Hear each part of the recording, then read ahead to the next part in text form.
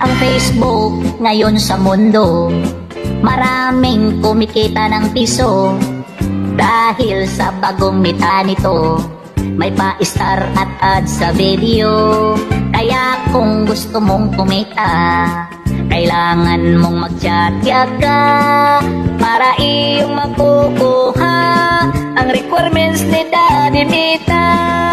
Instar need 1K followers in 60 consecutive days.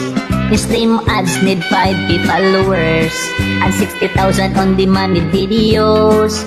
Pag yan ay iyong makuha, ikaw ay pinagpapala. Pwedeng-pwede ka nang kumita sa mga video mong ginagawa. Kaya mga idol ko,